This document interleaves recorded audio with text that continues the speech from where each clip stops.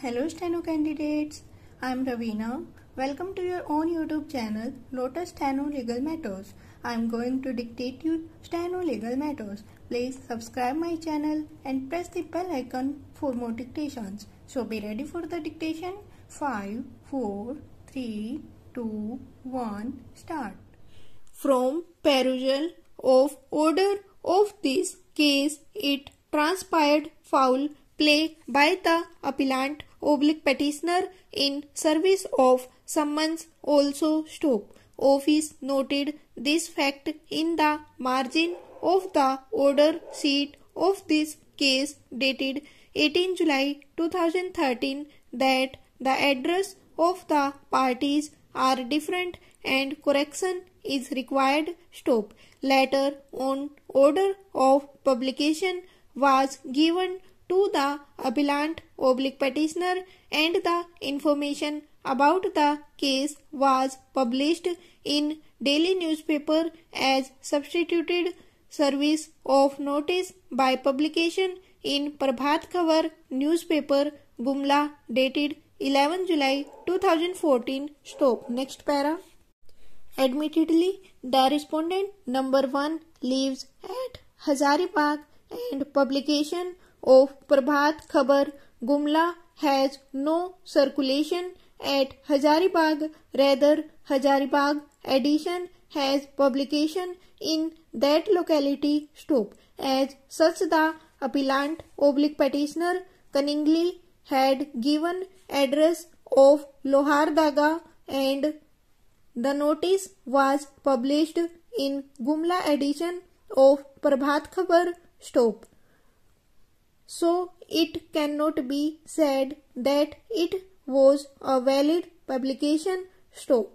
After hearing learned counsel for the parties, the court below has considered that earlier this appellant/petitioner had filed divorce case number 13 of 2004 which was compromised and the petitioner was ready to pay interim allowance of rupees 5,000 per month to the respondent number 1 within bracket wife under section 24 of the Hindu Marriage Act wide order dated 15 February 2011. Stop.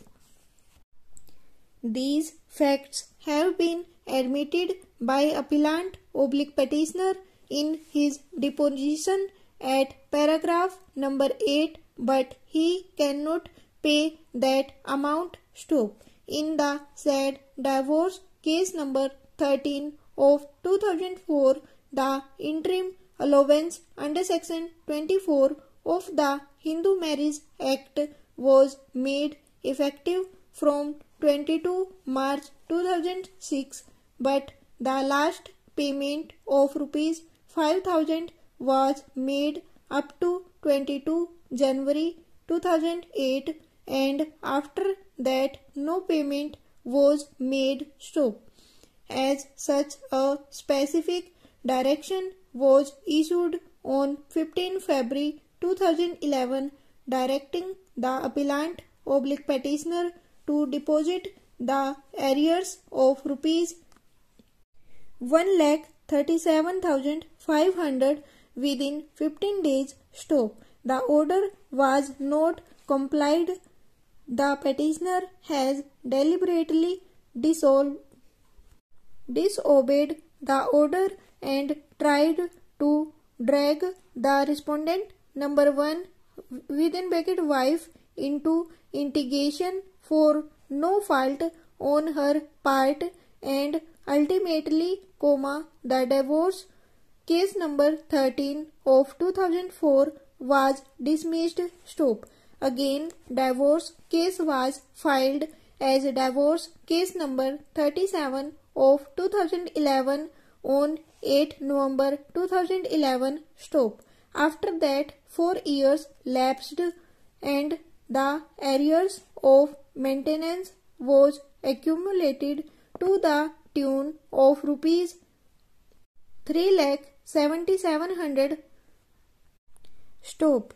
The appellant petitioner has not alleged anything about payment of such arrears amount. Rather, some documents have been brought on record which have been marked as exhibits.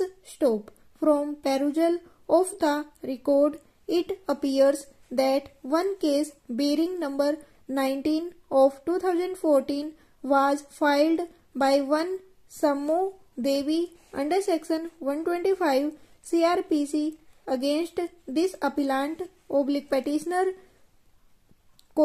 in which it has mentioned that she has married with Prakash Mishra appellant herein on 7 December 2008.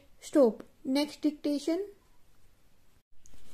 In these three applications under Articles 226 and 227 of the Constitution, the questions for determination are almost similar, though not precisely the same.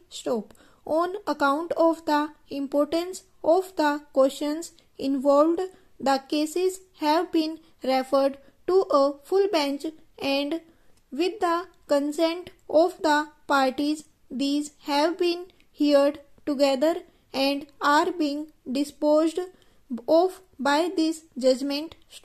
In the first case, the order sought to be quashed is an order of the subdivisional officer Jamtara dated the 27th June 1970 contained in Annexure 6 to the writ application holding that the petitioners had illegally and fraudulently occupied the lands belonging to respondent number 2 and directing their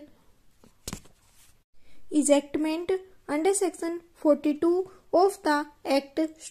In the second case, the order sought to be quashed is another order of the subdivisional officer Jamtara dated the 30th September 1970 contained in Annexure 3 to the said writ application holding that certain lands belonging to respondents 2 to 5 have been unauthorizedly transferred and directing eviction of the petitioners therefrom under section 42 of the Act.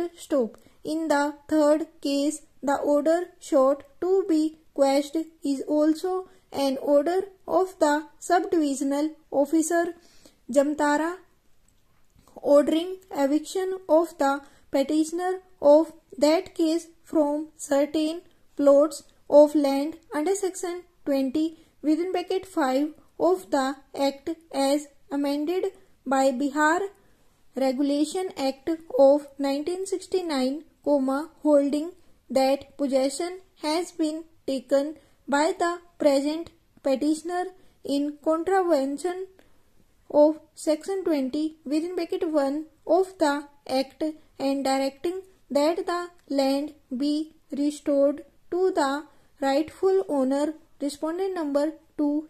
Next para.